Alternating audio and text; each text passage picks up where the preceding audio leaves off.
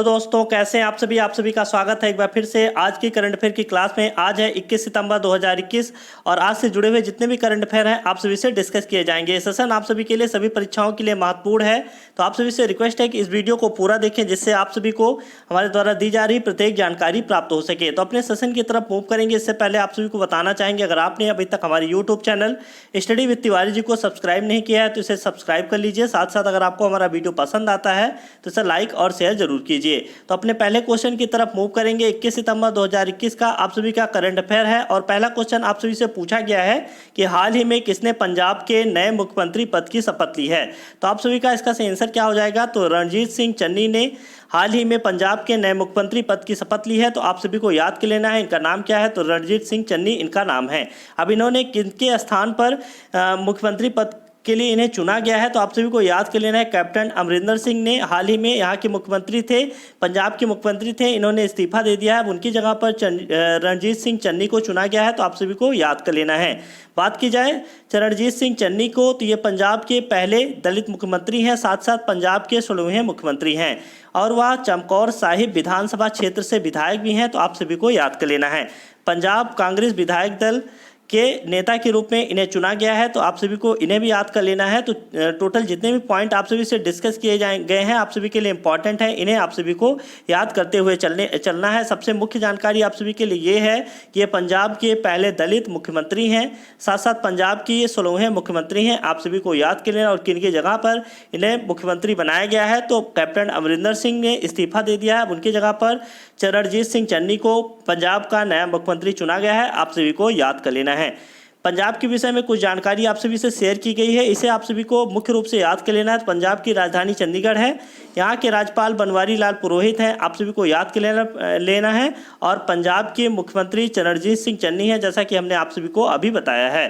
पंजाब की अगर सीमावर्ती प्रदेश की बात की जाए तो पंजाब की सीमा जम्मू कश्मीर केंद्र शासित प्रदेश के साथ टच होती है, साथ साथ हिमाचल प्रदेश, हरियाणा और राजस्थान के साथ इसकी सीमा टच होती है। तो आप सभी को याद कर लेना, 3 राज्यों के साथ और 1 केंद्र शासित प्रदेश के साथ पंजाब की सीमा टच होती है, आप सभी को याद कर लेना। अगर आप सभी से पूछा जाएगा किस देश के साथ इसकी सीमा टच होती है, तो आप सभी को याद कर लेना है पाकिस्तान के साथ इसकी सीमा टच होती है। बात करें राज्यपालों के फेरबदल की, तो हाल ही में आप सभी को देखने को मिला है कि राष्ट्रपति ने कुछ राज्यों के राज्यपालों का फेरबदल किया है, तो आप सभी को याद कर लें। सबसे पहले तमिलनाडु के राज्यपाल हैं बनवारी लाल पुरोहित, इन्हें पंजाब का राज्यपाल और चंडीगढ़ का उपराज्यपाल बनाया गया है, तो आप सभी को याद कर लेना है। अब नागालैंड के राज्यपाल जो कि RN रवि हैं, इन्हें तमिलनाडु का राज्यपाल बना दिया गया है, तो आप सभी को याद कर लेना। और असम के राज्यपाल प्रोफेसर जगदीश मुखी को नागालैंड के राज्यपाल का अतिरिक्त कार्यभार सौंपा गया है, तो आप सभी को ये 3 पॉइंट याद कर लेना है, आप सभी के लिए इंपॉर्टेंट हैं। आगे देखते हैं दूसरा नंबर क्वेश्चन पूछा गया, हाल ही में किसने shining Sikh youth of India पुस्तक का विमोचन किया है। तो आप सभी का इसका सही आंसर क्या हो जाएगा, तो राजनाथ सिंह इसका सही आंसर हो जाएगा। आप सभी के केंद्रीय रक्षा मंत्री हैं राजनाथ सिंह, इनके द्वारा shining Sikh youth of India पुस्तक का विमोचन किया गया है। इस पुस्तक को पंजाबी विश्वविद्यालय पटियाला के प्रशासनिक अधिकारी हैं डॉक्टर प्रभलीन सिंह, इनके द्वारा लिखा गया है, आप सभी को याद कर लेना है। और केंद्रीय रक्षा मंत्री राजनाथ सिंह ने सिखों के नवे गुरु तेग बहादुर की 400वीं जयंती के उपलक्ष्य में नई दिल्ली में इस पुस्तक का विमोचन किया है, तो आप सभी को याद कर लेना है। तो किसकी जयंती के उपलक्ष्य में, तो 400वीं जयंती के उपलक्ष्य में। किसके, तो सिखों के नवे गुरु तेग बहादुर की जयंती के उपलक्ष्य में इस पुस्तक का विमोचन कहाँ पर किया है, तो नई दिल्ली में किया है। किसके द्वारा इस पुस्तक का विमोचन किया गया है, तो केंद्रीय रक्षा मंत्री राजनाथ सिंह द्वारा इस पुस्तक का विमोचन किया गया है, आप सभी को याद कर लेना है। अन्य महत्वपूर्ण पुस्तकों की बात की जाए तो translating my self and others पुस्तक की लेखिका झुम्पा लाहिड़ी हैं, आप सभी को याद कर लेना है। दूसरी पुस्तक है bullets over Bombay Satya and the Hindi film gangster, इस पुस्तक के लेखक उदय भाटिया हैं। तीसरी पुस्तक है Haryana environment and pollution code, जिसकी पुस्तक के लेखक कौन हो जाएंगे, तो धीरा खंडेलवाल हैं। और गीता गोविंद जयदेव डिवाइन ओडिसी पुस्तक के लेखक डॉक्टर उत्पल के बनर्जी हैं, तो आप सभी को याद कर लेना इन 4 पुस्तकों का नाम। तो पहली पुस्तक है translating my self and others, Jhumpa Lahiri इसकी लेखिका हो जाएंगी। Bullets over Bombay Satya and the Hindi film gangster, इस पुस्तक के लेखक उदय भाटिया हो जाएंगे। Haryana environment and pollution code, इस पुस्तक के लेखक धीरा खंडेलवाल हो जाएंगे।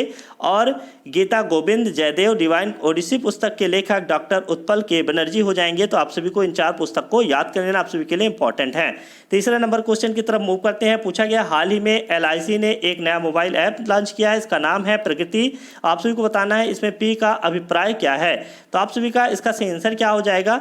4 ऑप्शन आप सभी के सामने हैं, तो इसका सही आंसर आप सभी का हो जाएगा परफॉर्मेंस। आप सभी को याद कर लेना है। आगे अगर बात की जाए प्रगति में सभी वर्डों का फुल फॉर्म क्या है, इससे अभिप्राय क्या है, तो आप सभी को याद कर लेना। P से आप सभी का हो जाएगा परफॉर्मेंस, R से आप सभी का हो जाएगा रिव्यू, A से आप सभी का हो जाएगा एप्लीकेशन, G से हो जाएगा ग्रोथ, A से आप सभी का हो जाएगा एंड T से हो जाएगा ट्रेंड, I से इंडिकेटर हो जाएगा। तो आप सभी को इन शब्दों को याद कर लेना है। आपके पेपर में मुख्य रूप से पूछा जा सकता है कि प्रगति में जो भी वर्ड हैं इनका मतलब क्या है। तो आप सभी को याद कर लेना। P से आप सभी का परफॉर्मेंस हो जाएगा, R से रिव्यू, A से एप्लीकेशन, G से ग्रोथ, A से एंड, T से ट्रेंड एंड I से इंडिकेटर हो जाएगा। आप सभी को निश्चित रूप से इसे याद कर लेना, आपके पेपर के लिए इंपॉर्टेंट है। LIC की बात की जाए तो LIC की जो है फुल फॉर्म क्या हो जाएगा, तो life insurance corporation of India इसका फुल फॉर्म है, यानी कि भारतीय बीमा जीवन निगम इसका फुल फॉर्म है। आप सभी को याद कर लेना है। हेडक्वार्टर मुंबई में है। इस्टेब्लिशमेंट इसकी 1 सितंबर 1956 में हुई थी और इसके चेयरमैन वर्तमान में MR कुमार हैं। तो आप सभी को याद कर लेना है, आप सभी के लिए इंपॉर्टेंट पॉइंट है, इसे आप सभी को याद कर लेना है। चौथा नंबर क्वेश्चन देखते हैं। हाल ही में किसने आमिर सरखोश को हराकर एशियन स्नूकर चैंपियनशिप 2021 का खिताब जीता है। तो आप सभी का इसका सही आंसर क्या हो जाएगा, तो पंकज आडवाणी इसका सही आंसर हो जाएगा। आप सभी को याद कर लें, इनके द्वारा आमिर सरखोश को हराकर एशियन स्नूकर चैंपियनशिप 2021 का खिताब जीता गया है। इनका नाम है पंकज आडवाणी, आप सभी को याद कर लेना है। अब महत्वपूर्ण बिंदु पर नजर डालते हैं। तो पंकज आडवाणी ने यह खिताब लगातार दूसरी बार जीता है। इससे पहले उन्होंने वर्ष 2019 में आयोजित आखिरी एशियाई स्नूकर चैंपियनशिप का विजेता रह चुके हैं। तो आप सभी को याद कर लेना है। इससे पहले मतलब पंकज आडवाणी से पहले यासीन मर्चेंट जो कि 1989 और 2001 के विजेता हैं, आलोक कुमार वर्ष 2004 के, आदित्य मेहता वर्ष 2012 के अन्य भारतीय हैं जिन्होंने चैंपियनशिप जीती है। तो आप सभी को याद कर लेना है। 5वां नंबर क्वेश्चन देखते हैं। पूछा गया हाल ही में फिनो पेमेंट्स बैंक ने किस भारतीय अभिनेता को 2 साल की अवधि के लिए अपना पहला ब्रांड एम्बेसडर नियुक्त किया है। तो आप सभी का सही आंसर हो जाएगा। तो अभिनेता पंकज त्रिपाठी को ब्रांड एम्बेसडर नियुक्त किया गया है। किसके द्वारा, तो फिनो पेमेंट्स बैंक द्वारा इन्हें 2 साल के लिए अपना पहला ब्रांड एम्बेसडर नियुक्त किया गया है। तो आप सभी को याद कर लेना है। आगे फिनो पेमेंट्स बैंक के बारे में आप सभी को जानकारी दी गई है। तो इसके अध्यक्ष वर्तमान में प्रोफेसर महेंद्र कुमार चौहान हैं। इसकी स्थापना 13 जुलाई 2006 को हुई थी। MD और CEO की बात की जाए तो ऋषि गुप्ता वर्तमान में फिनो पेमेंट्स बैंक के CEO और MD हैं और फिनो पेमेंट्स बैंक का मुख्यालय मुंबई महाराष्ट्र में स्थित है। तो आप सभी को याद कर लेना है। कुछ महत्वपूर्ण ब्रांड एम्बेसडर के नाम आप सभी के सामने हैं, इसे आप सभी को याद कर लेना है। सबसे पहले आप सभी को याद कर लेना है E-बाइक-गो का ब्रांड एम्बेसडर किसे बनाया गया, तो हरभजन सिंह हैं। बिहार खादी का ब्रांड एम्बेसडर कौन है, पंकज त्रिपाठी हो जाएंगे। नोकिया इंडिया की ब्रांड एम्बेसडर आलिया भट्ट हैं। फिट इंडिया अभियान के सोनू सूद हैं और पेप्सी और भारत पे का ब्रांड एम्बेसडर सलमान खान है। तो आप सभी को याद कर लेना, जो भी यहाँ पर आप सभी से ब्रांड एम्बेसडर के बारे में बताया गया है आप सभी के लिए इंपॉर्टेंट है।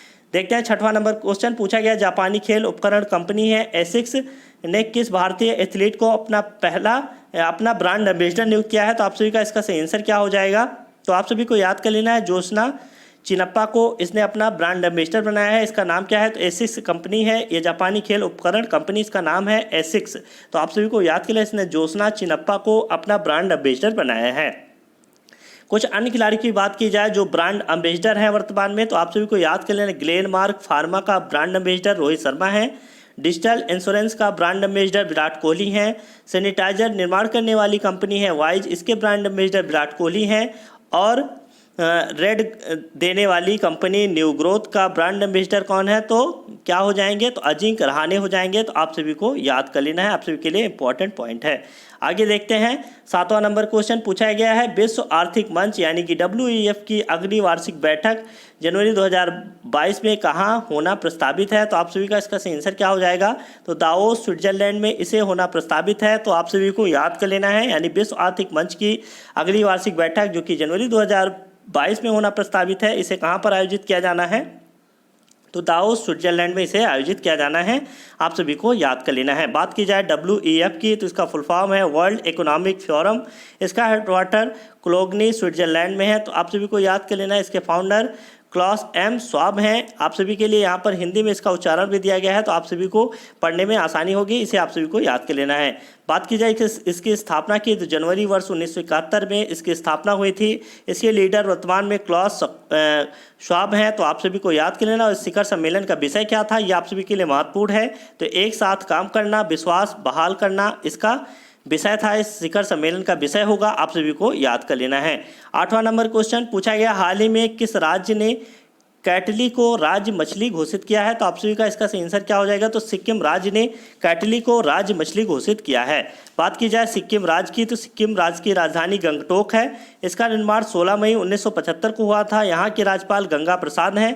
मुख्यमंत्री की बात की जाए तो प्रेम सिंह तमांग है। और सीमावर्ती प्रदेश की बात की जाए तो पश्चिम बंगाल के साथ इसकी सीमा टच होती है सिक्किम की, तो आप सभी को याद कर लेना है। 9वां नंबर क्वेश्चन पूछा गया, हाल ही में प्रोफेसर थानू पद्मनाभम का निधन हो गया, वह किस क्षेत्र से संबंधित थे? तो आप सभी का इसका आंसर क्या हो जाएगा? तो भौतिक विज्ञानी और ब्रह्मांड विज्ञानी थे। तो आप सभी को इनका नाम याद कर लेना। इनका नाम है प्रोफेसर थानू पद्मनाभम, इनका नाम है। ये किस क्षेत्र से थे? तो भौतिक विज्ञानी और ब्रह्मांड विज्ञानी थे, आप सभी को याद कर लेना है। कुछ अन्य व्यक्तियों के बारे में आप सभी से यहाँ पर शेयर किया गया है, ऐसे आप सभी को याद कर लेना है। तो हाल ही में उड़िया साहित्यकार, सामाजिक कार्यकर्ता और पत्रकार हैं। इनका नाम है मनोरमा महापात्रा, इनका निधन हो गया है, तो आप सभी को याद कर लेना है। और पूर्व फुटबॉलर हैं महान जो कि भवानी राव, इनका नाम है। इन्हें आप सभी को याद कर लें, इनका भी निधन हो चुका है। और प्रख्यात हैं कश्मीरी लेखक अजीज हजीनी, इनका निधन हो गया है, तो आप सभी को अजीज हजीनी को याद कर लेना। ये प्रख्यात कश्मीरी लेखक हैं। 2 बार के ओलंपिक स्वर्ण विजेता हैं यूरी सोडिक, इनका निधन हो चुका है। और पूर्व केंद्रीय मंत्री हैं ऑस्कर फर्नांडिस, इनका निधन हुआ है, तो आप सभी को इनका नाम याद कर लेना। आपके पेपर में आने वाली परीक्षाओं में निश्चित रूप से पूछा जा सकता है। 10वां नंबर क्वेश्चन पूछा गया, यूके के अंतर्राष्ट्रीय व्यापार विभाग द्वारा जारी नवीनतम ग्लोबल ट्रेड आउटलुक के अनुसार भारत कब तक दुनिया का तीसरा सबसे बड़ा आयातक बन जाएगा? तो आप सभी का इसका आंसर क्या हो जाएगा? तो वर्ष 2050 तक भारत दुनिया का तीसरा सबसे बड़ा आयातक बन जाएगा, तो आप सभी को याद कर लेना है। बात की जाए इस रिपोर्ट के अनुसार तो वर्ष 2030 तक भारत चौथे स्थान पर सबसे बड़ा आयातक बन जाएगा, तो आप सभी को याद करना है। और 2050 तक भारत तीसरा सबसे बड़ा आयातक बन जाएगा। वैश्विक आयात में भारत की भागीदारी कितनी है? तो 5.9% की भागीदारी के साथ भारत, चीन और अमेरिका के ठीक पीछे होगा, ऐसे यहाँ पर बात की गई है, आप सभी को याद कर लेना है। वर्तमान में भारत 2.8% आयात हिस्सेदारी के साथ सबसे बड़े आयातक देशों में 8वें स्थान पर है। तो वर्तमान में भारत का स्थान कौन सा है? तो 8वां है वर्तमान में। और इसकी अगर देखा जाए तो आयात हिस्सेदारी कितनी है? तो 2.8% है, आप सभी को याद कर लेना। वर्ष बात की गई है वर्ष 2050 तक तो भारत की आयात में हिस्सेदारी 5.9% की संभावना व्यक्त की गई है, जिसके देखते हुए भारत चीन और अमेरिका के ठीक पीछे होगा, आप सभी को याद करना है। यानी कि भारत का स्थान तीसरा होगा और 2030 तक भारत का स्थान चौथा हो जाएगा, तो आप सभी को याद करना आप सभी के लिए इंपॉर्टेंट पॉइंट है। 11वां नंबर क्वेश्चन पूछा गया, हाल ही में फेसबुक इंडिया ने किसे पब्लिक पॉलिसी का प्रमुख नियुक्त किया है? तो आप सभी का इसका सही आंसर क्या हो जाएगा? तो इसका सही आंसर आप सभी का हो जाएगा राजीव अग्रवाल को फेसबुक इंडिया ने पब्लिक पॉलिसी का प्रमुख नियुक्त किया है, आप सभी को याद कर लेना है। 12वां नंबर क्वेश्चन, हाल ही में कौन शतरंज में भारत के 17वें ग्रैंड मास्टर बने हैं? तो आप सभी का इसका सही आंसर क्या हो जाएगा? तो आर राजा ऋत्विक को आप सभी को याद कर लेना है। ये भारत के 17वें ग्रैंड मास्टर बने हैं। अगर आप सभी से पूछा जाएगा कि 67वें ग्रैंड मास्टर कौन है, तो ये आप सभी को याद कर लेना है लियोन बेंडोका हैं। 68वें तो अर्जुन कल्याण हैं। और 69वें कौन है? तो हर्षित राज हैं, आप सभी को याद कर लेना है। और 17वें कौन है? तो आर राजा ऋत्विक हैं, आप सभी को याद कर लेना है। लास्ट नंबर क्वेश्चन आप सभी से पूछा गया, हाल ही में विश्व बैंक ने अपनी is of being doing business report बंद करने का फैसला लिया है। तो आप सभी को बताना है विश्व बैंक का मुख्यालय कहाँ पर स्थित है? तो आप सभी का इसका सही आंसर क्या हो जाएगा? तो वाशिंगटन डीसी इसका सही आंसर हो जाएगा। तो विश्व बैंक का मुख्यालय वाशिंगटन डीसी में स्थित है। अब विश्व बैंक द्वारा प्रत्येक वर्ष इज ऑफ डूइंग बिजनेस की रिपोर्ट जारी की जाती थी, तो इसे अब बंद करने का फैसला लिया है विश्व बैंक ने, तो आप सभी को याद कर लेना। बात की गई आप सभी से वर्ल्ड बैंक की, तो इसकी स्थापना वर्ष 1945 में हुई थी। इसका मुख्यालय वाशिंगटन डीसी में स्थित है। इसके महासचिव डेविड मालपास हैं और सदस्य देशों की संख्या वर्तमान में 189 है और 189वां देश नौरू है, आप सभी को याद कर लेना है। तो आप सभी के लिए आज के सेशन में इतना ही। आप सभी को वीडियो देखने के लिए बहुत बहुत धन्यवाद। आप सभी से जो भी जानकारी शेयर की गई है, आशा करते हैं आप सभी को प्रत्येक जानकारी समझ में आई होगी।